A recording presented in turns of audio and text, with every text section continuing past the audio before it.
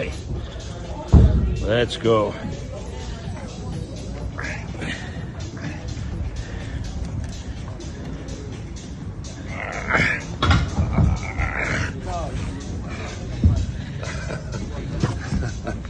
That's a fit boy. A lot of documents, key documents, relating to your uncle's assassination continue to be classified 60 years later, even though almost everybody involved, not everybody, but almost everybody involved is dead for quite a long time. Do you believe that his resistance to escalating the war in Vietnam in the way you just described was a reason for that assassination? And would you intend to declassify all of those documents immediately upon being president? I mean, legally, they should have been declassified in 2016.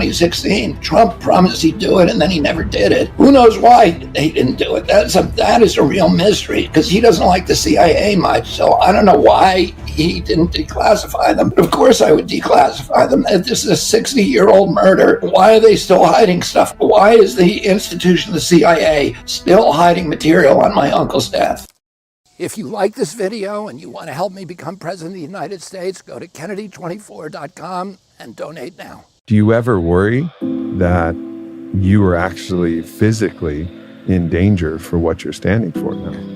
The answer to that is I do not worry. My life is in God's hands. I need to do what I believe is the right thing to do, and whatever the cost is. My father and uncle were both fatalistic. They both knew that they were involved in a high-risk enterprise, and they believed that the stakes were high enough to justify their entry. And I think both of them believed that there were a lot worse things than dying.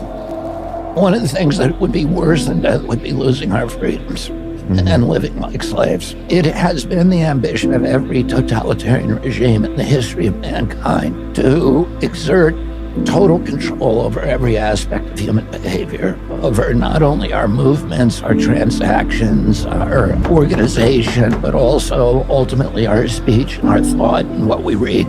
In the past, none of those regimes has been able to manage that because they simply did not have the technological capacity to control every aspect of human behavior, to control what you were doing, what you were saying in your house, what your movements were. Today, we have created this wave of technology. What we're creating is this kind of turnkey totalitarianism, where the next totalitarian regime that steps up and really wants to clamp things down, they're going to have all of these mechanisms in place like no regime has had it in human history. In normal circumstances, I would not do this. But these are not normal circumstances. I'm watching my country being stolen from me. And I owe it to my children, to my family, and my legacy. And my father would say to us, my father, when he came back one time from the Delta, we were all at the dinner table when he came in, and he said, I was in a tar paper shack today. It was smaller than this dining room, and there were two families living there, and the children get one meal a day. And when you get older, I want you to help those people. And when we would go into Southeast Washington or Appalachia, he would say to us, these are your people. These are Kennedy people. He said, the other people, the big shots, the corporations, the millionaires don't need the Kennedys. They have lobbyists. They have PR firms. They have lawyers. And he said, these are your people. And these are the people you need to spend your life helping. And when I'm president, I'm going to be president for those people. We're going to really take back this country. You give me a piece of ground and a sword, and I am going to take back this country with your help, the help of all the homeless Republicans, the Democrats and independents who are Americans first. Thank you all very much.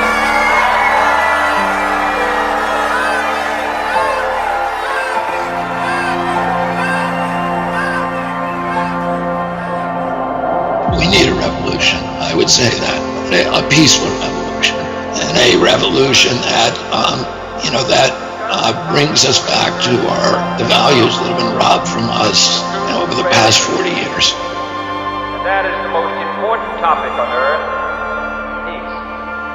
What kind of a peace do I mean, and what kind of a peace do we seek? not a Pax Americana, enforced on the world by American weapons of war, not the peace of the grave or the security of the slave. I am talking about genuine peace, the kind of peace that makes life on earth worth living, the kind that enables men and nations to grow and to hope and build a better life for their children. Not merely peace for Americans, but peace for all men and women. Not merely peace in our time, but peace in all time. You know, the nation that led lockdowns was us, and we had the highest body count of COVID on Earth. At the very start of the outbreak, we instituted sweeping travel restrictions on China and put in place the first federally mandated quarantine in over 50 years. Now, President Trump, in fairness, let me just make this point, will tell people, well, the lockdown wasn't my idea. It was my bureaucrats rolled me on it. I was saying we shouldn't do it. But that's not a good enough excuse. He was the President of the United States. You need a president at this time in history who can stand up to his bureaucracy.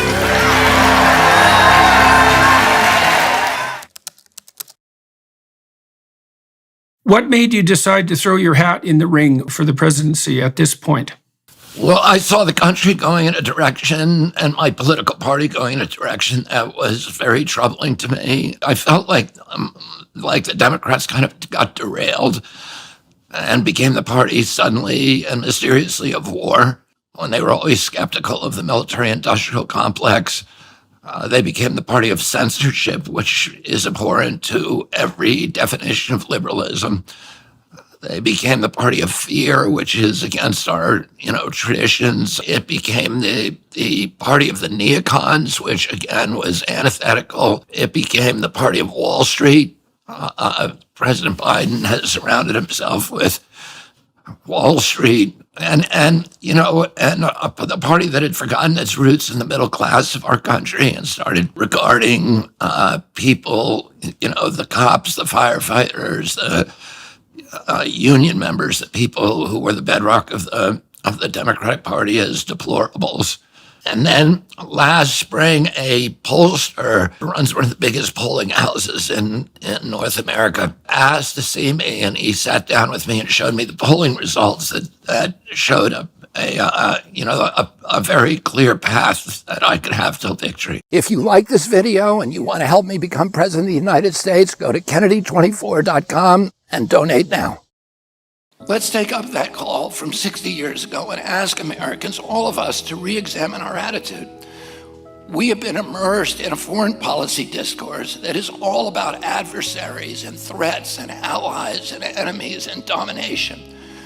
We've become addicted to comic book good versus evil narratives that erase complexity and blind us to the legitimate motives and the legitimate cultural and economic concerns and the legitimate security concerns of other peoples and other nations.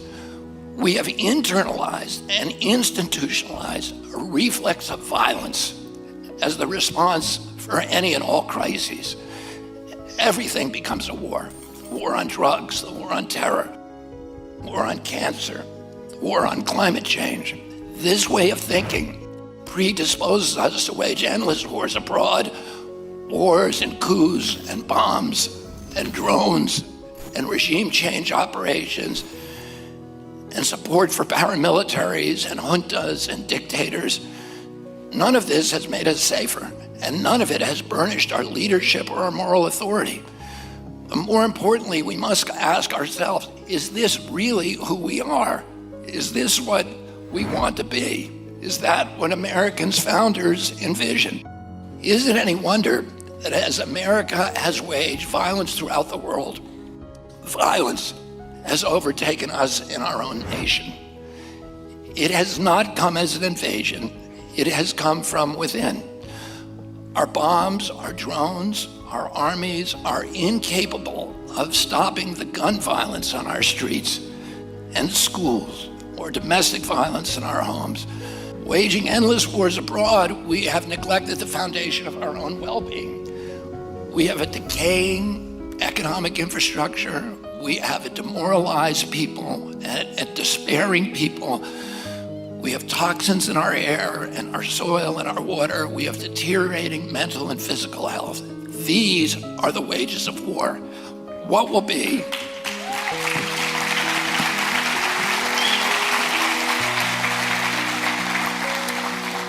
What will be the wages of peace?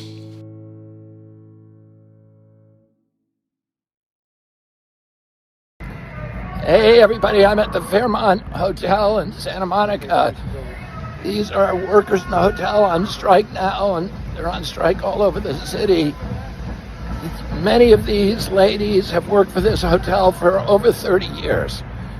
They do not make enough money to live in Santa Monica or anywhere nearby. Many of them live, most of them, in Victorville or Palmdale, and they have a 2-hour commute both ways.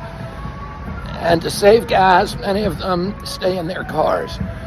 During the pandemic, this industry got $1.5 billion from the federal government, and they let the workers go. The workers did not share in that. And the CEO of Hilton Hotel gave himself during that period a $10 million raise. So he raised his salary from $10 million to $20 million. And while these workers stayed at home with nothing. And now these companies, this company, all of them want to cut their health care benefits. So they are on strike, and I'm very happy to be here supporting this strike. Thank you.